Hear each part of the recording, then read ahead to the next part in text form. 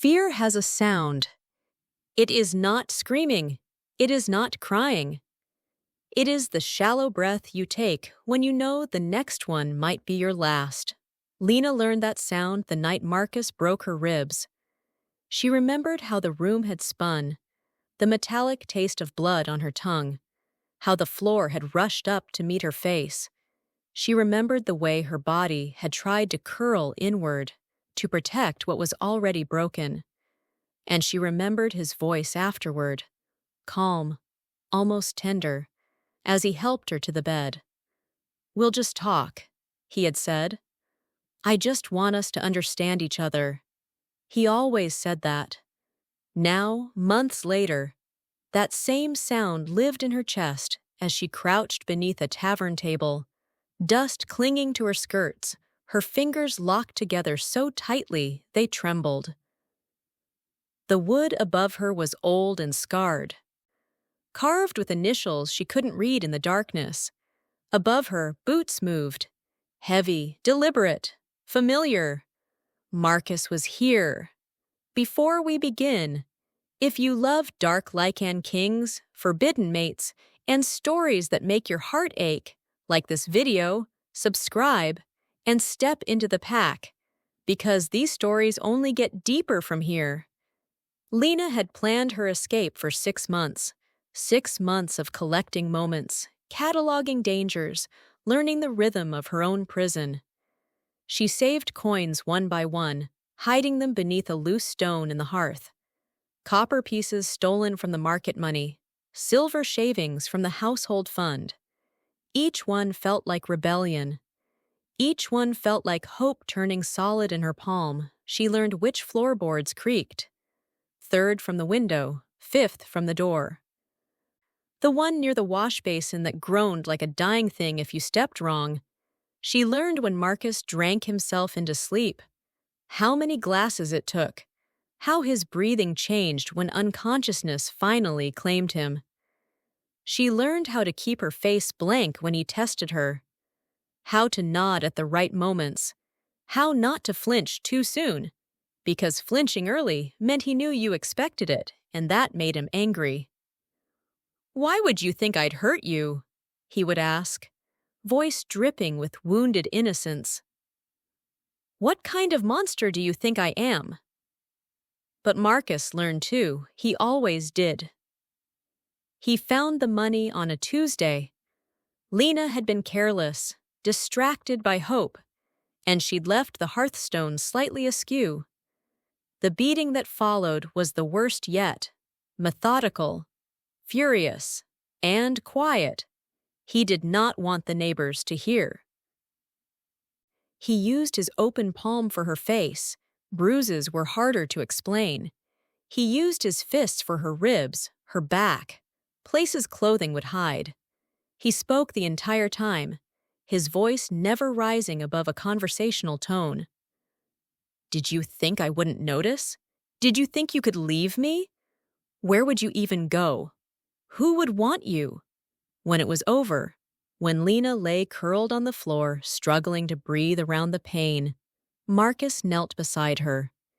He stroked her hair with surprising gentleness.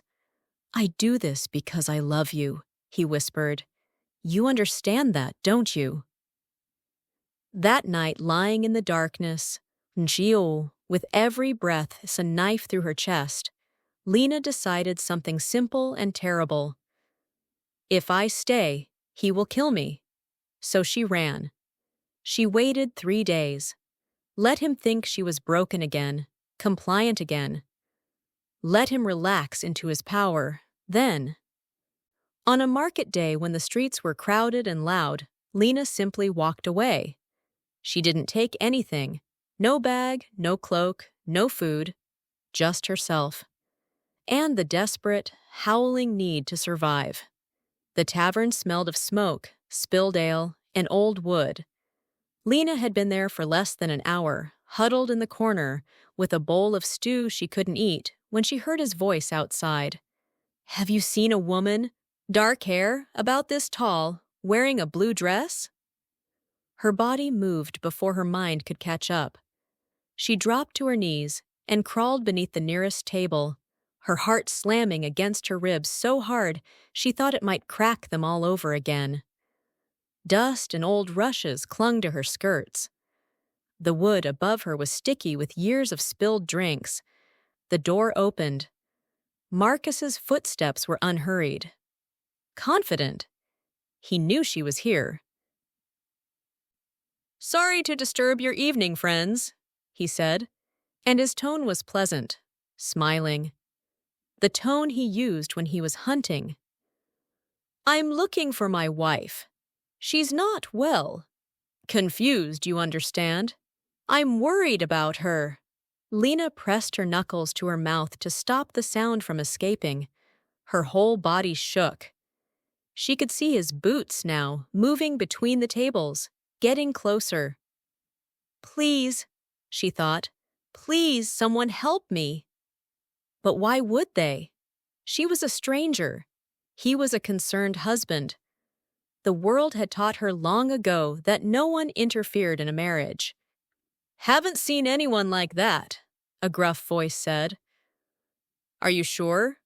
Marcus's voice was closer now. "She's frightened. Probably hiding. She does this sometimes. Gets ideas in her head." Lena could barely breathe, the shallow, fearful breaths that had become her constant companion. Then the door opened again, and everything changed. The temperature in the room seemed to drop. Conversations stuttered and died.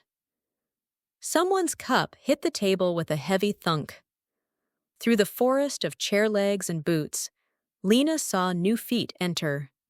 Larger, different, and the fear in her chest shifted direction like a compass finding north. The man who entered the tavern did not hurry. He moved like water, like smoke, like something that didn't need to rush because the world would wait. He was tall, too tall for a normal man. Broad-shouldered beneath a dark cloak that seemed to drink the lamplight. His presence seemed to bend the room around him, pulling attention like gravity pulls stone. Lena couldn't see his face from beneath the table, but she felt him, felt the weight of his existence pressing against the air itself. Conversations died. Cups froze halfway to lips. Even Marcus had stopped moving. The stranger walked to the bar. His voice, when he spoke, was deep and quiet. Not loud, but somehow it filled every corner of the room. "Ale," he said. The bartender's hand shook as he poured. That's when Lena saw his eyes. He turned, scanning the room with casual thoroughness, and for just a moment, his gaze swept past the table where she hid. Gold. Not candle gold, not coin gold. Predator gold. Wolf gold. "Cale Thorne," someone whispered, the name barely more than breath. Lena's stomach dropped. She had heard the name before. Everyone had. King of the Lycan territories, ruler of the wildlands to the north where humans rarely traveled, and even fewer returned from. Stories about him varied. Some said he was fair. Others said he was ruthless. All agreed he was powerful beyond human measure, and he was standing 10 feet away from her. Marcus cleared his throat. "Your Majesty." His voice had changed, taken on a careful, respectful tone. "I don't mean to disturb your evening. I'm simply looking for my wife." "I heard you," Cale said softly. There was something in his voice, something cold and sharp like a blade drawn slowly from its sheath. Marcus laughed nervously. "She's confused, you see, not in her right mind. I need to take her home, keep her safe. Where is she?" The question was simple, casual even. It made Marcus hesitate. I'm not sure. I thought I tracked her here." Cale took a drink of his ale, set the cup down with deliberate care. Then he looked directly at the table where Lena hid. "Come out," he said quietly. Not a command, not a plea, just certainty. Lena's body wouldn't move, couldn't move. She was trapped between two different kinds of fear, the known horror of Marcus and the unknown danger of a Lycan King. Kale's eyes narrowed slightly. Then he did something unexpected. He knelt. Slowly, carefully, he lowered himself until he could see beneath the table, until those gold eyes found hers in the shadows. "You don't have to be afraid," he said. His voice was different when he spoke to her, softer, gentler, like he was trying not to startle a wounded animal, which, Lena supposed, she was. "She's my wife," Marcus said again, more firmly now. "By law—" "I know the law," Kale interrupted, not looking away from Lena. "Human law. And Lycan law." He paused. "Which would you prefer I follow?" It wasn't a question for Marcus. It was a question for her. Lena didn't remember crawling out from under the table. She remembered Kale's hand, extended but not reaching, offering but not taking. She remembered the way Marcus's face had changed when she'd emerged. First relief, then anger buried beneath a mask of concern. "Lena, sweetheart," Marcus said, moving toward her. "Thank the gods. I've been so worried." Kale stood. The movement was fluid, unhurried, but suddenly he was between them. A wall of muscle and ancient power. "Don't," Kale said softly. Marcus stopped. His jaw tightened. "Your Majesty, with respect, this is a matter between a husband and wife. Is it?" Kale tilted his head slightly, studying Marcus the way a wolf might study prey before deciding whether it's worth the chase. "You seem afraid," Kale observed. "Why would you be afraid if you've done nothing wrong?" "I'm not—" "Your heartbeat says otherwise." Marcus's face flushed. "I don't have to justify myself to—" "You do," Kale interrupted, and his voice dropped into something that made every person in the tavern take an involuntary step back. "When you enter Lycan territory, when you hunt someone under my protection, she's not. She is now." The words hung in the air like a death sentence. Marcus's composure finally cracked. "You can't just— She's my wife. By human law, by marriage contract." "Human law," Kale said slowly, "ends at the border. You crossed it 3 miles back."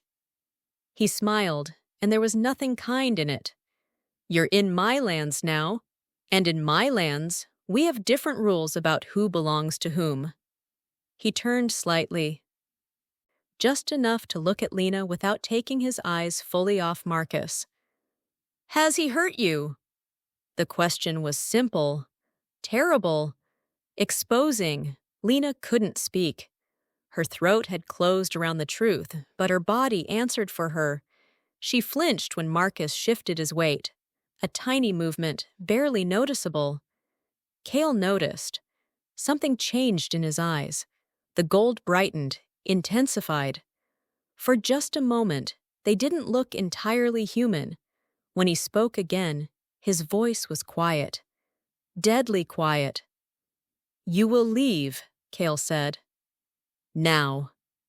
And you will not return." Marcus laughed, high and desperate. "You can't!" The tavern shook. Not an earthquake, not the wind. Kale. He took a single step forward, and power rolled off him in waves. The lamps flickered. Someone's ale cup cracked down the middle. The very air seemed to press down, heavy and suffocating. Lycan law was older than kings, older than crowns, older than the words humans use to bind each other. And Marcus, human, cruel, small, stood no chance against it. "You hurt her," Kale said, and each word was precise, controlled, barely containing the violence beneath. "You hunted her. You made her fear for her life. He leaned in, close enough that only Marcus could hear the next words. If you ever touch her again, if you ever even look in her direction, I will end you. Not quickly, not cleanly. Do you understand? Marcus's face had gone white. He nodded jerkily. Say it, Cale demanded. I understand. Good, Cale straightened, gestured toward the door with casual dismissal. Marcus fled. The tavern slowly came back to life after Marcus left. Conversations resumed, quiet and careful. The bartender poured drinks with shaking hands. Someone laughed nervously, the sound too loud and too bright. Lena stood frozen in the center of the room. Safe. She was safe. So why did her body still feel like it was bracing for impact? Sit, Cale said gently. He guided her to a chair, not touching, just present, and signaled the bartender. Food appeared. Hot soup, fresh bread, cheese and apples. Lena stared at it. Her hands shook too badly to lift the spoon. Cale noticed. Of course he noticed. Those gold eyes seemed to see everything, strip away every defense she'd spent years building. You don't have to eat, he said quietly. But it's here when you're ready. He sat across from her, not beside her, giving her space, giving her air. That small consideration made something crack in her chest. Why? Her voice came out broken. Why did you help me? Cale was quiet for a long moment. Because you needed help, he said simply. People need help all the time. No one... She stopped, swallowed. No one stops it. I did. 2 words. Simple. Devastating. Lena finally looked at him, really looked at him. Beyond the power, beyond the fear, beyond the stories. He was younger than she'd expected. Maybe 30, maybe ageless. His face was sharp-featured, handsome in a harsh way, with dark hair that brushed his collar. Scars marked his hands, old and silvered. But his eyes were ancient. What do you want from me? Lena whispered. Because nothing was free. She'd learned that lesson the hard way. There was always a cost, always a price, always something owed. Cale's expression softened. Nothing you don't want to give. She laughed, sharp and bitter. Everyone says that. I know. He leaned back slightly, making himself smaller, less threatening. I know you have no reason to trust me. I know that kindness probably feels like a trap. He paused. But I'm going to tell you something, and you can decide what to do with it. Lena waited, her heart hammering. You're my mate, Cale said quietly. The words fell like stones into still water. You're... what?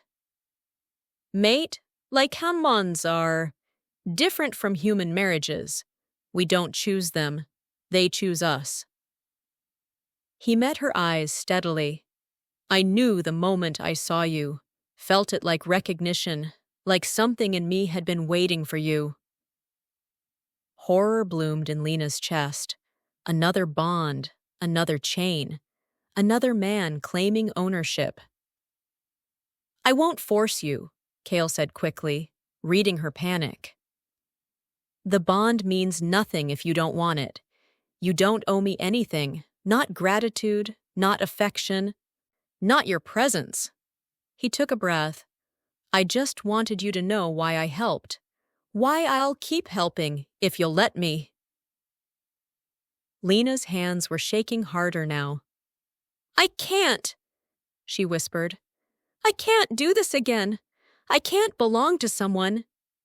You don't belong to me, Cale interrupted gently. You belong to yourself. That's the difference. She wanted to believe him. Gods, she wanted to believe him. But belief had betrayed her before. Lena spent that night in a room above the tavern. Cale paid for it, stood guard outside her door without being asked. She heard him there every time she startled awake. The quiet shift of his weight, the steady rhythm of his breathing. He seat, knowing he was there, made her feel both safer and more trapped. By morning, she had to make a choice. South meant humans, meant cities and laws, and the possibility of disappearing into crowds. But it also meant Marcus's reach. His family had money, connections. He would look for her. He would find her eventually. North meant the Lycan territories, meant monsters and myths, and a king whose eyes followed her like gravity pulling stone. North meant mystery. South meant certain danger. When dawn broke, Lena found Cale waiting in the tavern's common room. He looked tired, like he hadn't slept. He probably hadn't. "I can take you anywhere," he said quietly. "Any human city. I can give you money, protection, whatever you need to start over." "And if I go north?" Lena heard herself ask. Something flickered in his eyes. Hope, maybe, or fear. "Then you come with me, to my lands, my home." He paused. "I won't lie to you, it's different there. Harder in some ways. But you'd be safe, completely safe. No human law could touch you." "And the mate thing?" "Remains your choice. Always." Lena looked at her hands. At the bruises still fading on her wrists, purple-green reminders of Marcus's grip. She thought about freedom, about what it meant, what it cost. She thought about trust, about whether it was possible to rebuild something so thoroughly shattered. "North," she said finally. Not because she trusted Cale, but because, for the first time in 6 years, someone had given her a choice, and she chose to take it. They left at midday. Cale offered her a horse, but Lena shook her head. Horses meant height, meant losing control, meant trusting an animal not to throw her. So they walked. The road north was old, worn smooth by centuries of travelers. Trees pressed close on either side, their branches forming a cathedral ceiling overhead. Late autumn had stripped most of the leaves, leaving the world in shades of brown and gray. Cale kept pace beside her, neither leading nor following. He didn't try to fill the silence with conversation, didn't ask her questions she wasn't ready to answer. That restraint felt like a gift. But Lena's body didn't know how to accept gifts anymore. Every sound made her flinch. Every shadow could be Marcus. Every snap of a branch was a threat preparing to strike. "Tell me if you need to stop," Cale said after an hour. "I'm fine." "Lena." He said her name softly, carefully. "You don't have to be fine. Not with me." The gentleness in his voice made her throat tight. "I don't know how to not be fine," she admitted. "If I'm not fine, then I'm broken. And broken things get—" She stopped. Thrown away, she didn't say. Punished, replaced. Cale stopped walking, turned to face her fully.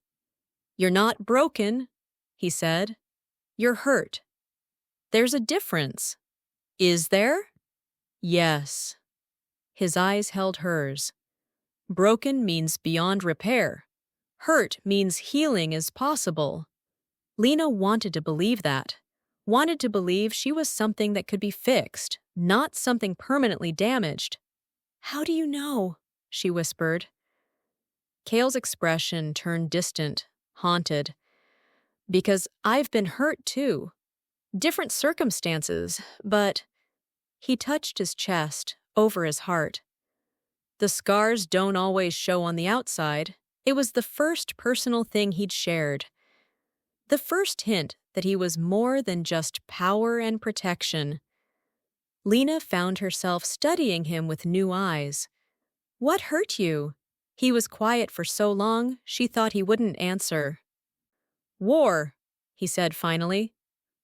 Loss. Duty. He looked at her, watching people suffer and being unable to stop it. But you stopped it. With me, with Marcus. This time, Cale agreed. But there have been so many times I couldn't. So many people I failed. The weight in his voice was crushing. Is that why you helped? Lena asked. Because you couldn't help someone else? Maybe. He started walking again, slowly. Or maybe I just saw someone who needed help and couldn't walk away. They traveled in silence after that, but it felt different. Less empty. More like two people learning to exist in the same space. They camped beneath the trees as darkness fell. Cale built a fire with practiced efficiency, produced food from his pack, dried meat, cheese, hard bread. Simple provisions, but more than Lena had eaten in the past 3 days. She forced herself to take small bites.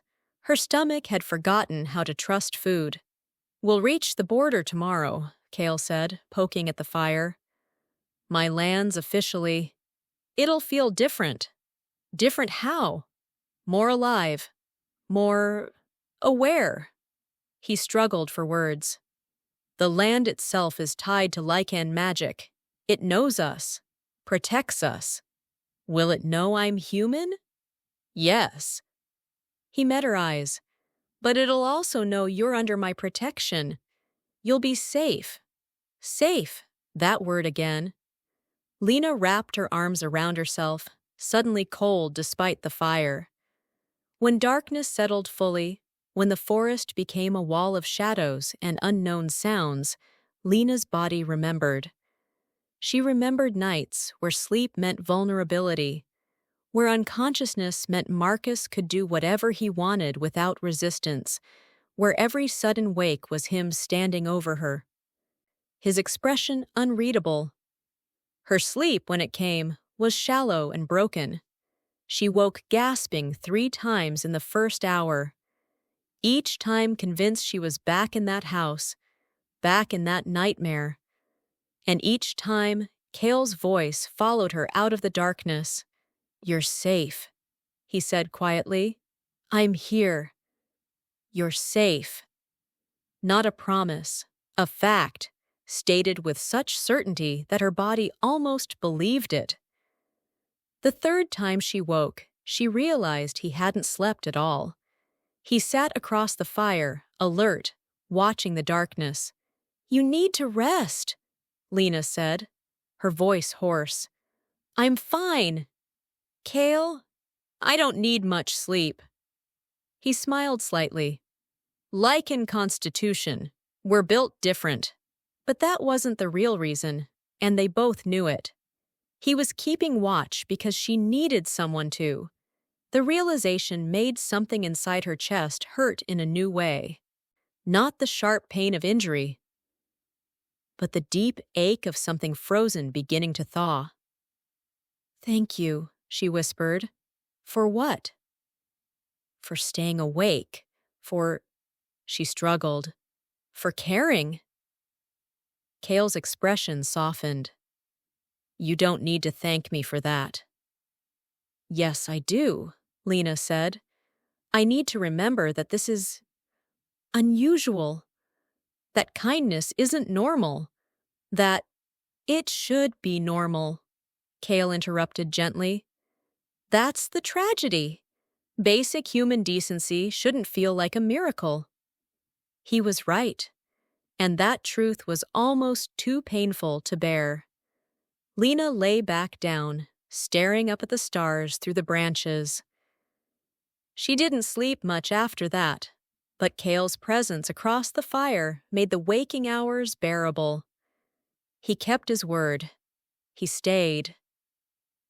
On the 3rd day, Lena finally gathered the courage to ask, "What does being your mate actually mean?" They were walking through a valley, golden grassland stretching to either side. The border was close now.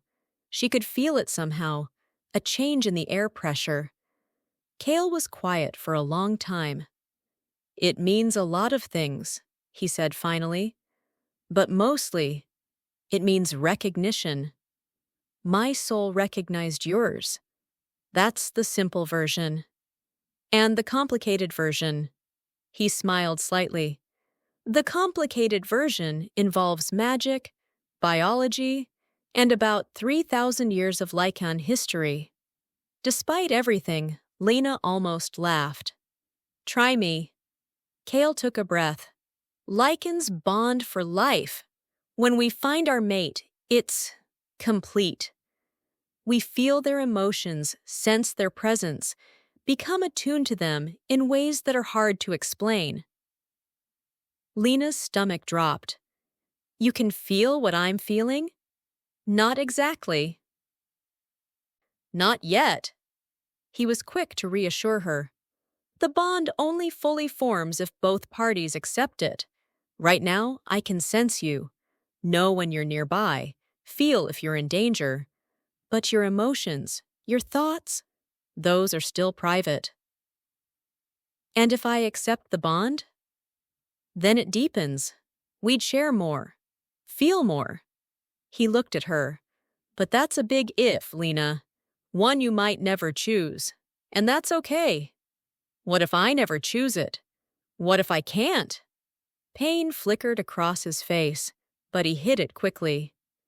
"Then we remain as we are. I remain your protector, your ally. Nothing more unless you want it." "You'd be okay with that? Forever?" "No," he admitted. "It would hurt. The bond wants completion, wants you, but I'd survive it. And more importantly, your freedom matters more than my comfort." The honesty staggered her. Marcus would have manipulated, would have guilted, would have found 1,000 ways to make his pain her responsibility. Kale simply accepted it. "I don't understand you," Lena said softly. "What don't you understand?" "Why you'd choose to suffer. Why you wouldn't just force it. You're powerful enough. You could—" "I could," Kale agreed. "And it would destroy everything worth having." He stopped walking, turned to face her fully. "Lena, I don't want a mate who stays because she's afraid to leave. I don't want submission born from fear. I don't want obedience purchased with threats." His eyes blazed with intensity. "I want a partner, an equal, someone who chooses me every single day because she wants to, not because she has to." "Men don't think like that." "Some men do," Kale said quietly. "The ones worth having." Lena's eyes burned with sudden tears. She looked away, embarrassed. "I don't know if I can ever be what you want," she whispered. "I don't know if I'm capable of trust, of love, of anything beyond survival." "Then survive," Kale said simply. "That's enough. That's more than enough. For how long? For as long as it takes." The nightmares grew worse before they grew better. On the 5th night, they stayed in a small village on the border. Kale rented 2 rooms at an inn. Separate, private. He handed Lena her key without comment, without expectation. But that night, the walls felt too thin. Lena woke screaming. In her dream, Marcus had found her. He was dragging her back, his hand locked around her throat, and she couldn't breathe, couldn't fight, couldn't. She struck blindly when hands touched her shoulders, sobbing apologies she didn't understand. I'm sorry, I didn't mean to, please. Lena!" Kale's voice cut through the panic. "Look at me. Lena, look at me." She did.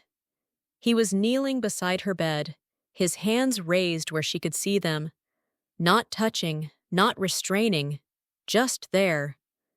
His eyes were gold bright in the darkness, glowing faintly, not threatening, grounding. "You're safe," he said.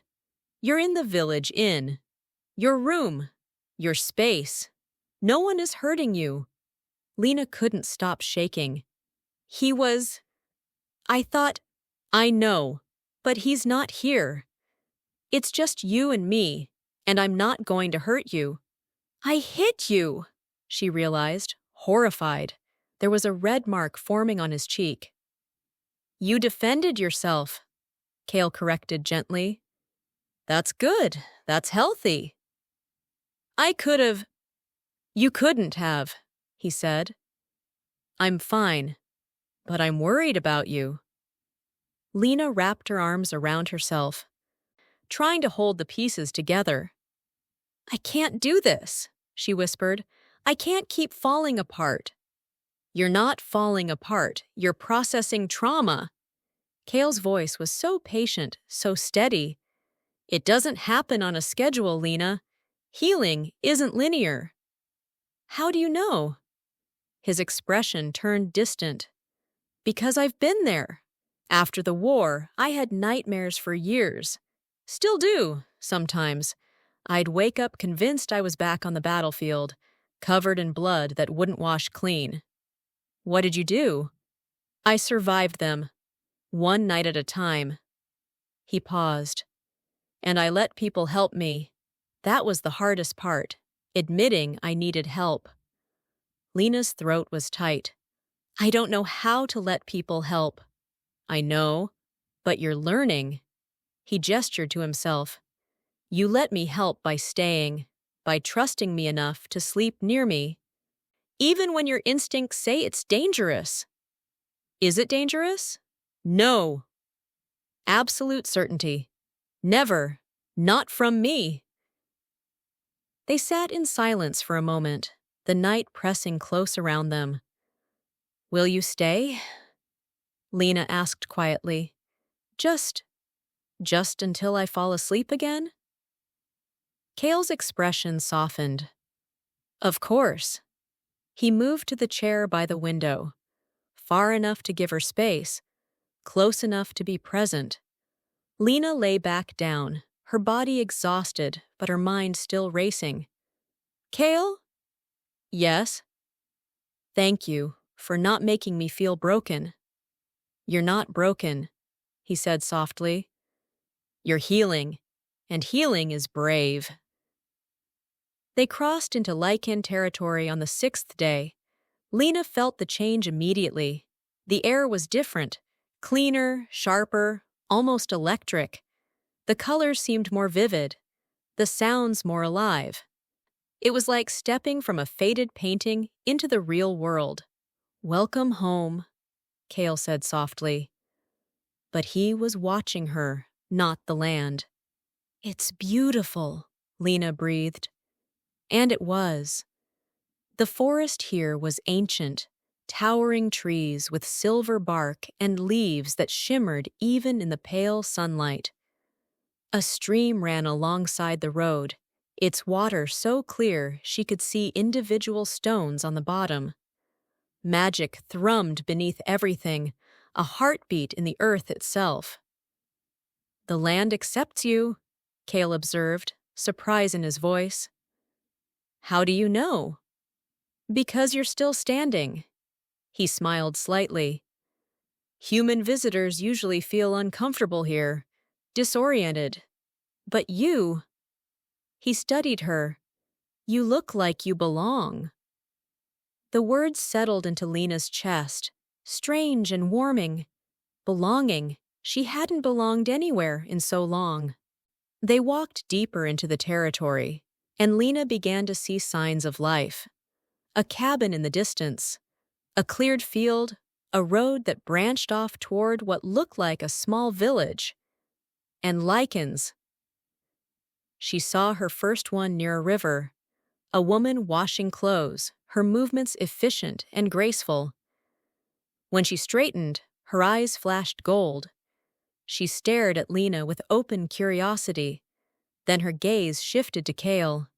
She bowed, deep and respectful. Kale nodded in return, and they moved on. "Do they all know who you are?" Lena asked. "Most. Word travels fast here." "What are they thinking?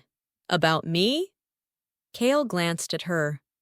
"They're wondering who you are, what you mean to me, whether to be hopeful or concerned."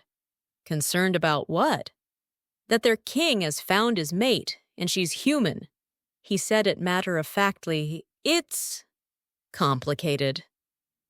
Most Lycans mate within their own kind. Taking a human mate is rare, sometimes controversial." Anxiety spiked in Lena's chest.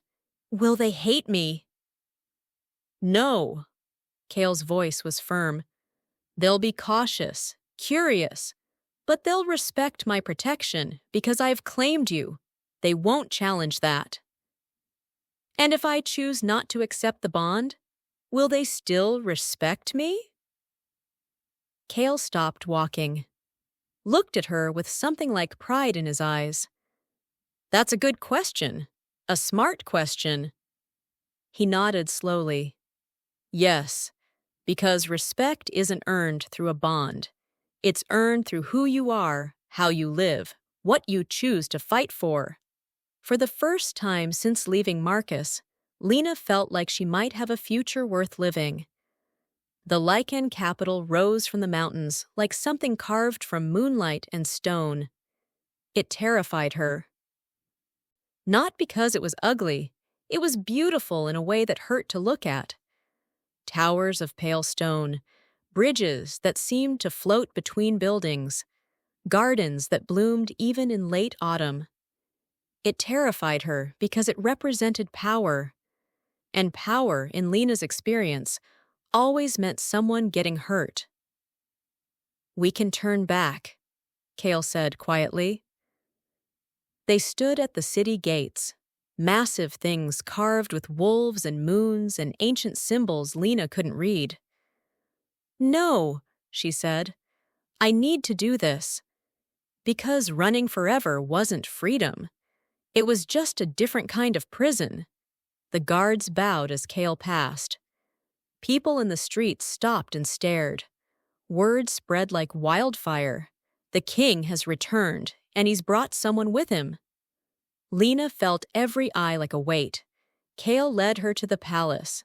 Not a castle in the human sense, but a sprawling complex of buildings woven into the mountainside itself. Natural and constructed blended together until you couldn't tell where the rock ended and the architecture began. "My sister will want to meet you," Kale said as they entered. "If that's all right." "Your sister?" "Thea. She's persistent, protective, brilliant, and sometimes exhausting." He smiled with obvious affection. "You'll like her." Lena doubted that, but she nodded. They found Thea in what looked like a library. She was tall, dark-haired, with the same gold eyes as her brother. When she saw them, her face lit up. Then she saw Lena, and her expression shifted into something more complex. "Kale," she said carefully. "Who's this?" "Lena, my mate."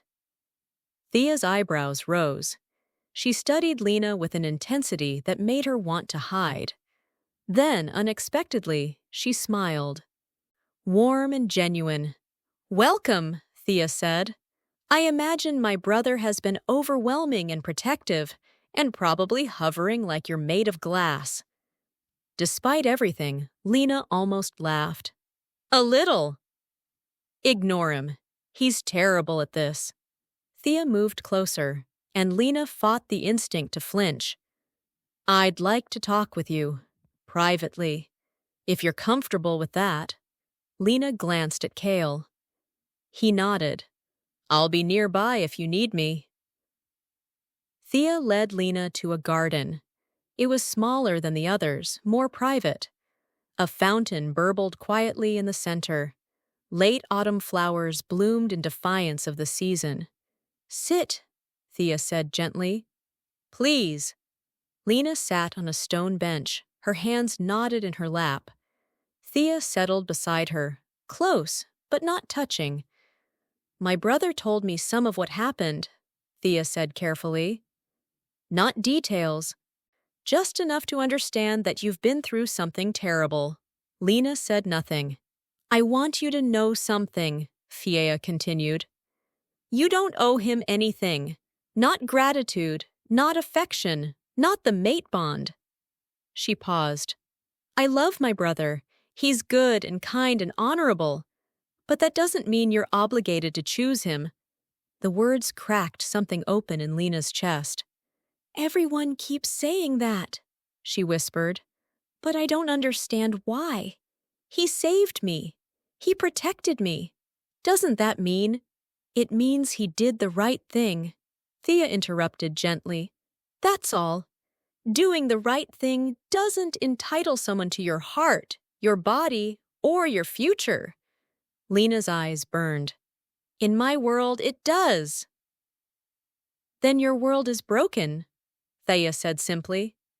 "And you deserve better." They sat in silence for a moment. "Can I ask you something?" Lena said finally. "Anything. What's he like, really, when I'm not around?" Thea considered the question carefully. "Lonely," she said at last. "He carries the weight of his people, his responsibilities, his past.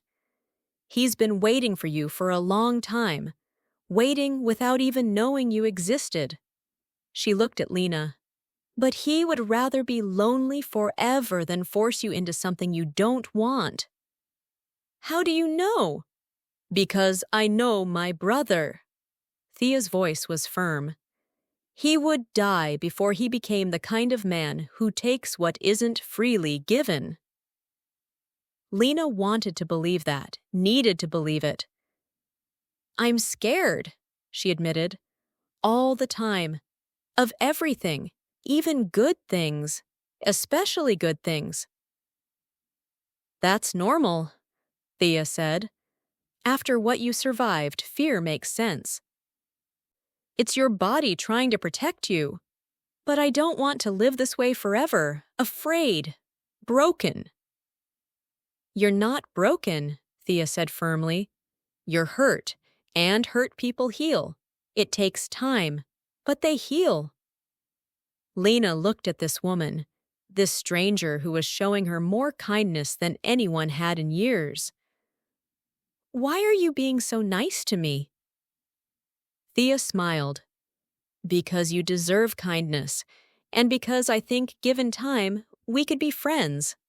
Something warm unfurled in Lena's chest. Maybe, just maybe. The dissolution of her marriage to Marcus took place 3 days later. In Lycan territory, human marriages could be ended by declaration. No lengthy proceedings, no lawyers, just truth, witnessed and recorded. Marcus did not attend. He didn't need to. The law spoke for him. Lena stood in a formal hall, sunlight streaming through high windows. Officials flanked her, witnesses to ensure everything was done properly. Cale stood behind her, not looming, not forcing, just present. A silent promise that she wasn't alone. The officiant, an elderly Lycan woman with kind eyes, looked at Lena. "State your name and intent." Lena's voice shook, but it was there. "My name is Lena Ashford. I come to dissolve the bond of marriage forced upon me through coercion and violence." "Do you do this of your own free will?" "I do." "Speak the words." Lena took a breath. Behind her, she felt Cale's presence, like an anchor. "I dissolve this bond," she said. Her voice grew stronger. "I reject the claim Marcus Ashford had on my life, my body, my future. I am no longer his wife." I am no longer bound. The officiant nodded. By the law of these lands, by the authority given to me, I declare this marriage ended. What was bound is now broken. What was claimed is now free. Something ancient and heavy lifted from Lena's chest. Like chains she'd carried so long, she'd forgotten their weight suddenly falling away. She gasped at the sensation. Lightness, space, air. Are you all right? Cale asked quietly. Lena turned to look at him. His eyes were concerned, worried, gentle. I'm free, she whispered. And for the first time in 6 years, she meant it. Freedom was strange. Lena had imagined it would feel like relief, like joy, like flying. Instead, it felt like standing at the edge of a cliff with no map and no idea where to go. She had her own rooms in the palace, beautiful rooms with soft beds and windows that overlooked mountains, rooms she could lock from the inside, rooms where no one entered without permission. But the space felt enormous, terrifying.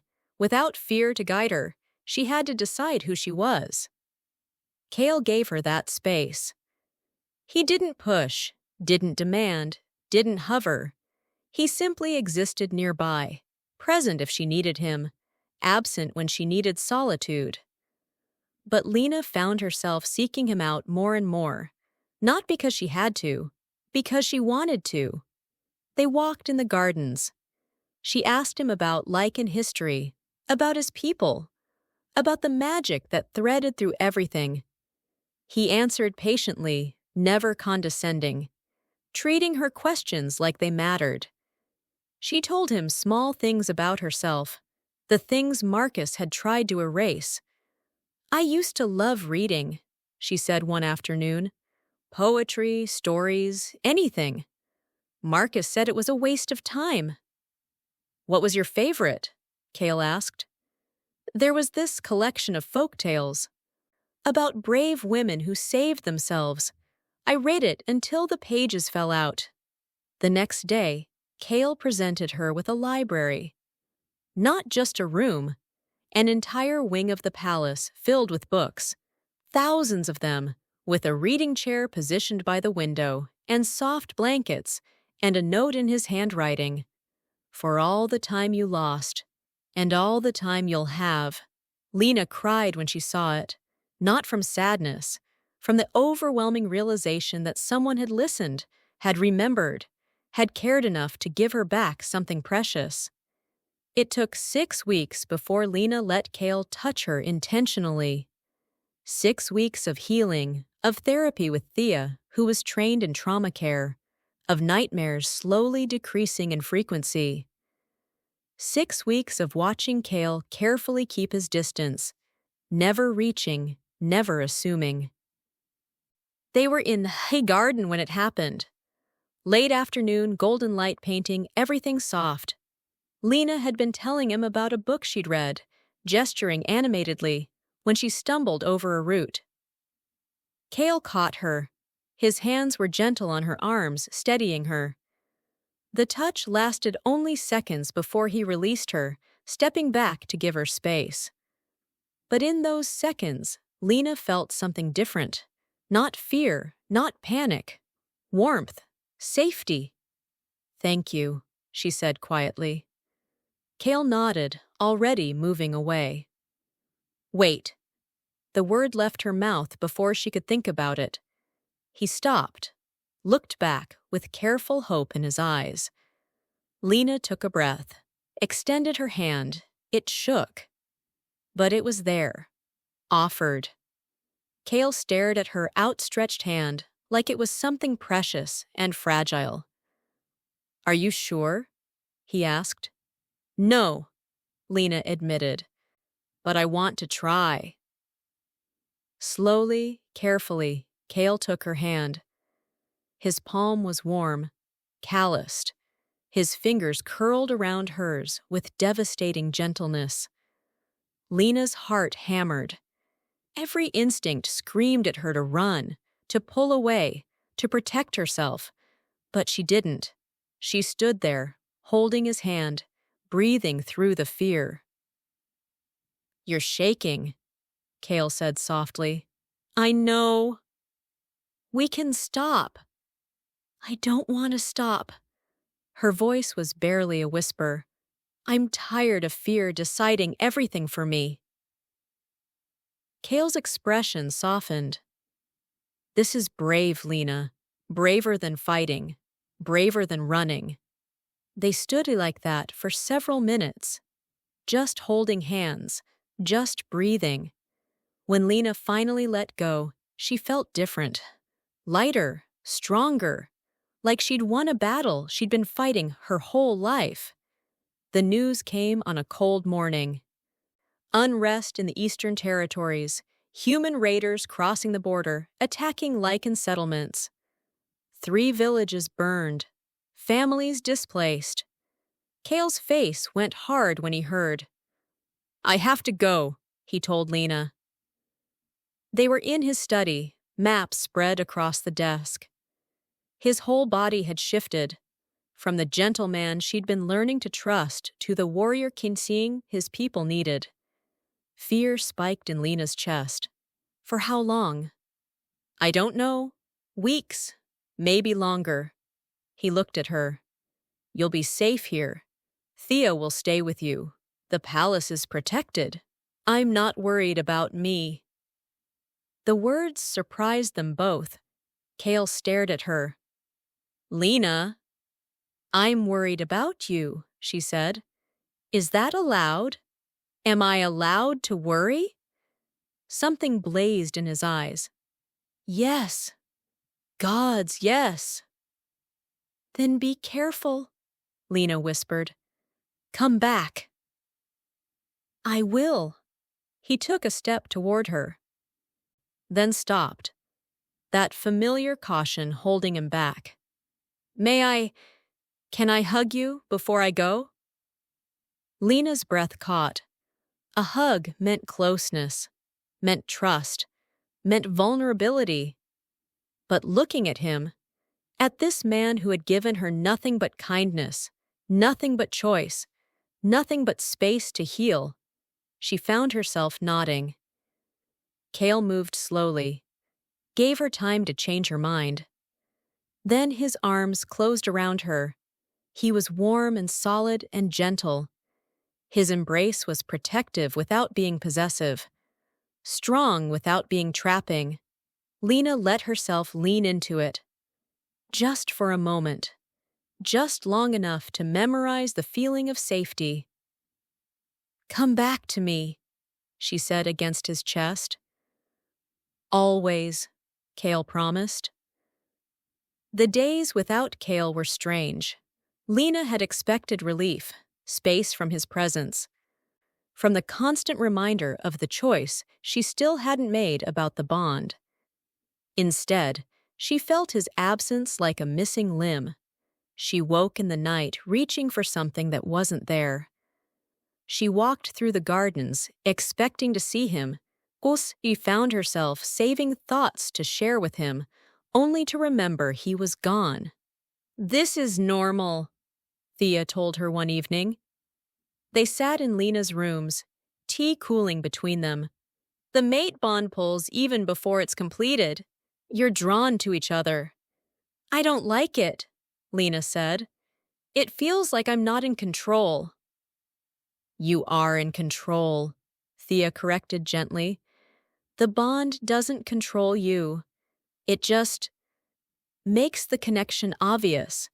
What you do with that connection is still your choice." Lena wrapped her hands around her teacup.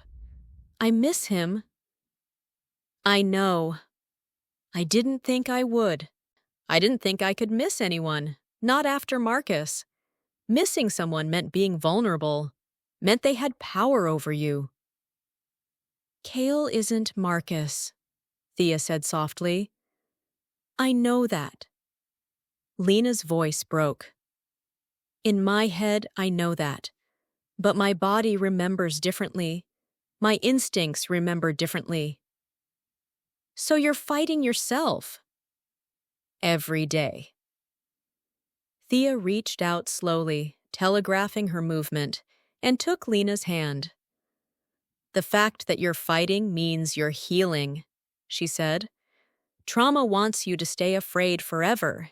You wanting something different. That's growth." Lena blinked back tears. "What if I choose wrong? What if I choose the bond and it destroys me? What if you choose it and it saves you?" The question hung in the air. 2 weeks after Kale left, a messenger arrived. The conflict was escalating. More raids, more violence. Kale was pushing deeper into hostile territory. Lena's hands shook as she read the brief letter he'd sent. "I'm safe. I'm careful. I think of you constantly. Kay." She pressed the paper to her chest and finally admitted the truth she'd been avoiding. She was falling in love with him, and it terrified her more than Marcus ever had, because Marcus could only break her body. Kale could break her heart. Lena made her decision on a night when the moon was full. 3 weeks since Kale had left, 3 weeks of missing him, wanting him, fighting with herself about what that meant. She stood in the garden where the hand first held hands, staring up at the silver light. "I'm ready," she said to the empty air. As if summoned by her words, she felt it. A pull, a knowing. Kale was close. He was coming home. Lena ran. She ran through the palace, through corridors and downstairs, until she burst into the courtyard just as Kale walked through the gates. He looked exhausted, battle-worn. There was blood on his armor, not his, she sensed, and weariness in every line of his body. But when he saw her, his face transformed. "Lena!" "I'm ready," she said again. Kale froze. "You don't have to." "I know," Lena interrupted. She walked toward him, her heart hammering, but her steps sure. "That's why it's real. That's why I'm choosing this." "Lena, you should think about it more. You should be certain." "I am certain." She stopped in front of him, looking up into those gold eyes. "I'm certain that you're kind, that you're patient, that you've given me nothing but choice and space and time." Her voice shook. "I'm certain that I miss you when you're gone, that I worry about you, that when I imagine my future, you're in it." "You're scared," Kale said softly. "Terrified," she agreed. "But I'm tired of fear deciding everything for me. I'm tired of letting Marcus take anything else from me." She took a breath. "I choose you. I choose this. I choose us." Kale's eyes blazed. "Are you absolutely—" Lena kissed him. She had to stretch up on her toes, had to overcome every screaming instinct, had to trust in a way she'd never trusted before. But she did it, and when Kale's arms came around her, gentle, protective, reverent, the bond snapped into place. It didn't feel like chains. It felt like hands finally unclenching, like breathing after years underwater, like coming home to herself. The bond was not what Lena expected. She'd feared possession, control, loss of self. Instead, she felt more alive, more present, more connected to the world and to herself. She could sense Kale now, feel his presence like a heartbeat in her chest, feel his emotions like colors at the edge of her vision, not overwhelming, not invasive, just there, like knowing someone was in the next room. "How do you feel?" Kale asked. They sat in his chambers. Their chambers now, though Lena still had her own rooms if she needed space. She was curled against him on a sofa, his arm around her shoulders, marveling at how safe the position felt. "Whole," she said finally. "For the first time in my life, I feel whole. Kale pressed a kiss to her temple. You are always whole. The bond just lets you feel it. Can you feel what I'm feeling? Some of it. Contentment, peace, lingering fear. But it's quieter now. He paused. Love. I feel that too. Lena's breath caught. I do love you. I didn't think I could. Didn't think I had it in me anymore. You have so much in you, Kale said. So much strength and courage and capacity for joy. Marcus tried to take that from you, but it's still there. It always was. Lena turned to look at him, really look at him. This man who had saved her, protected her, waited for her, who had given her everything and demanded nothing in return. Thank you, she whispered. For what? For seeing me, the real me, not the broken pieces Marcus left behind, not the trauma or the fear, but me. Kale cupped her face gently. I'll always see you, all of you, the scared parts and the strong parts and everything in between. Even when I'm difficult. Especially then. Lena laughed, the sound surprising her. When had laughter become possible again? I want to build something, she said suddenly. A sanctuary. For people like me, people escaping abuse, running from danger. A place where they can heal. Kale's expression filled with pride. Then we'll build it. Together. 3 years after accepting the bond, Lena stood in the palace courtyard and watched her daughter play. Arya was 2 years old, with dark hair that caught the light like her father's, and eyes that shifted between human brown and Lycan gold depending on her mood. She was small but sturdy, with chubby hands that grabbed at everything, and a laugh that could light up the darkest room. Right now, she was chasing a butterfly. Her movements were quick, too quick for a human child her age. She stumbled and fell, then immediately pushed herself back up without tears, without fear, just pure determination. Fearless. Lena's chest ached with the beauty of it. She remembered being 2 years old, remembered her mother's tired eyes, her father's heavy hand, remembered learning early that crying brought consequences, that expressing needs was dangerous, that being small and quiet was the only safe way to exist. Arya didn't know that world, would never know it. When Arya fell, she got back up because she knew no one would hurt her for failing. When she laughed too loud, no one told her to be silent. When she reached for what she wanted, no one slapped her hands away. She was allowed to be a child, to be joyful, to be free. She's fast, Thea observed from beside her. A cup of tea warming her hands. Faster than she should be at her age. Lycan genetics, Lena said with a smile, watching Arya's determined pursuit of the iridescent butterfly. And your stubbornness.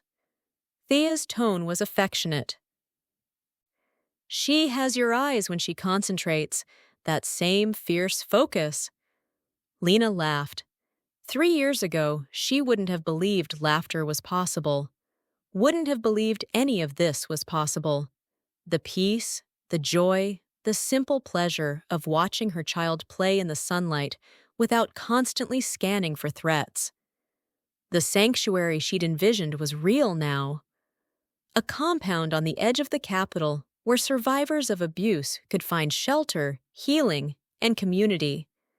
They had started with 5 rooms, funding scraped together from Kale's personal treasury and donations from sympathetic nobles. Now they had 30 rooms, a communal kitchen, a healing center, and a waiting list. Lena ran it with Thea's help, offering what she wished someone had offered her: choice, safety, and time. No judgment about staying or leaving abusive situations. No pressure to heal on a timeline. Just space to breathe and remember who they were beneath the trauma. They had protocols, safety measures, a network of volunteers who could extract people from dangerous situations, legal advocates who helped with dissolutions, restraining orders, custody battles. It was everything Lena had needed and never had. Some days were still hard. She still had nightmares occasionally, though they came maybe once a month now instead of every night. Last week, she'd woken gasping from a dream where Marcus had found Arya, and it had taken Kale an hour to calm her down, reminding her that Marcus was hundreds of miles away and had no legal claim on their daughter. She still flinched at raised voices. Last month, Kale had accidentally dropped a glass, and the crash had sent her diving for cover before her conscious mind could catch up. He'd apologized, unnecessarily, and held her while she cried angry tears at her body's betrayal. She still fought the instinct to make herself small and invisible when conflict arose. During a heated council meeting 2 weeks ago, she'd found herself shrinking in her chair, trying to disappear before Thea had caught her eye and mouthed, "Breathe." But those days were fewer now. The good days outnumbered the bad. The moments of peace stretched longer than the moments of panic. And she had help.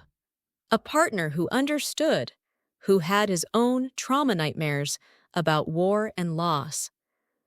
A sister-in-law who had become her closest friend, who knew how to spot the signs of a flashback and talk her through it. A daughter who would grow up knowing she was loved, valued, and free. A found family she had chosen, not been trapped with. "Mama!" Arya called, running toward her with arms outstretched, the butterfly forgotten. "Mama! Up! Up!"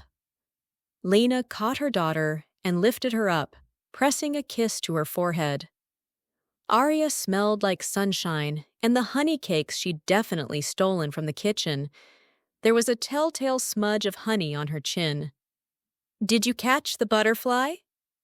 "No," Arya said seriously, her little face solemn.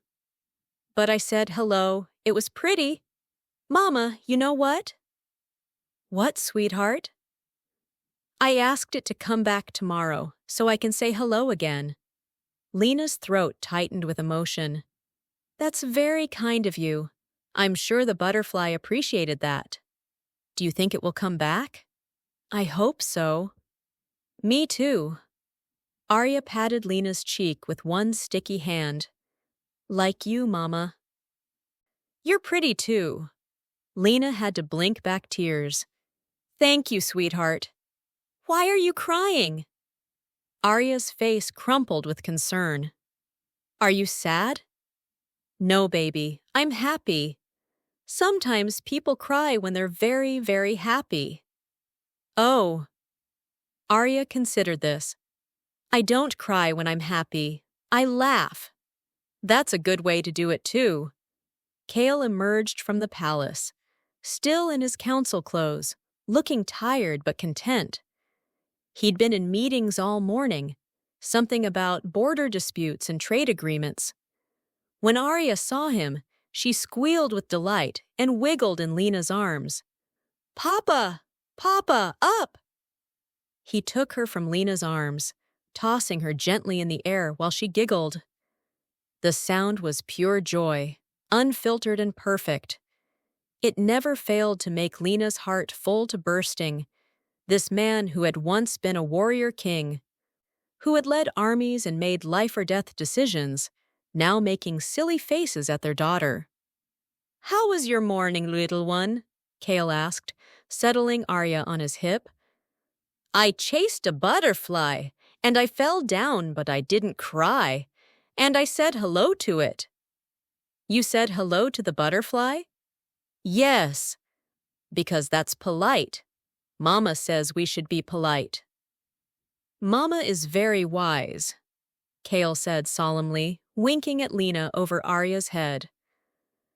When he set Arya down to play again, she'd spotted a flower she wanted to examine. Kale pulled Lena close. "How are you?" he asked quietly. He always asked, every single day. Checking in, making sure she was okay, giving her space to be honest even when the answer was hard. Lena leaned into his embrace, feeling the steady beat of his heart against her cheek.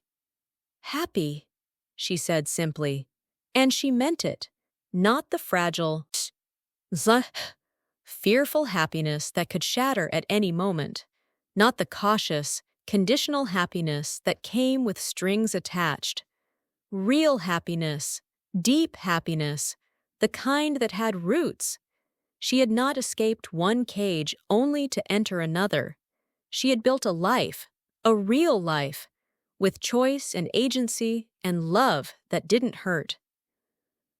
"I was thinking," Kale said, his voice rumbling in his chest, "about expanding the sanctuary, maybe adding a school, teaching people skills they can use to build independence, carpentry, healing, trade skills.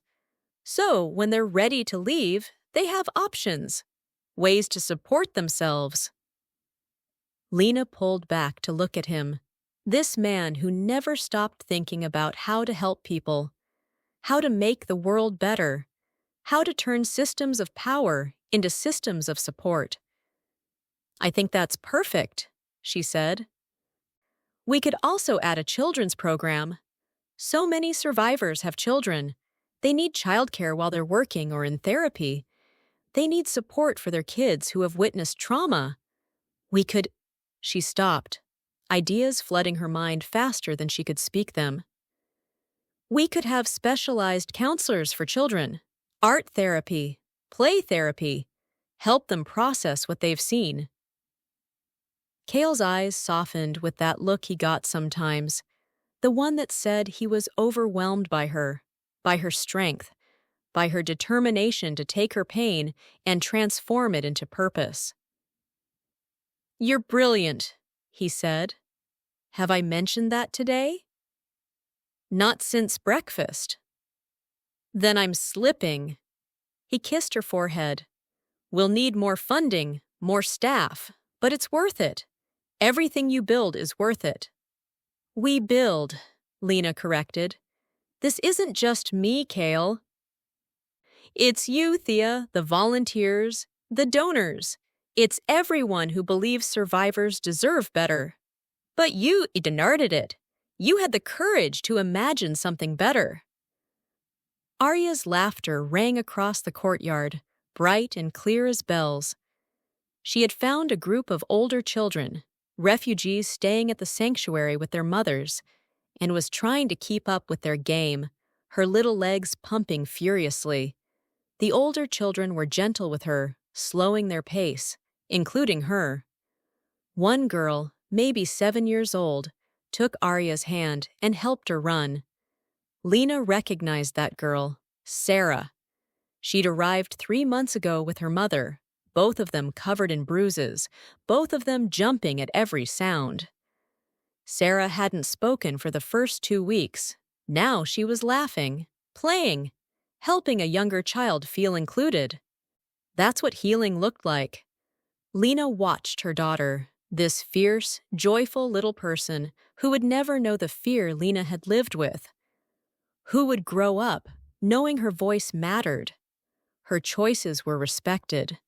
Her body was her own. Who would learn that love was supposed to be safe, that anger didn't mean violence, that mistakes didn't mean punishment. Who would have everything Lena had fought to give her? And Lena realized something profound.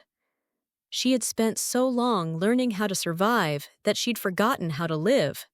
But now, with Kale beside her, Arya in front of her, a sanctuary full of people finding their own paths to healing, and a future spreading out like sunrise, she was finally learning. Not just surviving, living. Really, truly living. 2 years passed like water flowing downstream, sometimes rushing, sometimes peaceful, but always moving forward. Arya was 4 now. Lena stood in the doorway of the sanctuary's new classroom and watched her daughter attempt to teach a group of younger children their letters.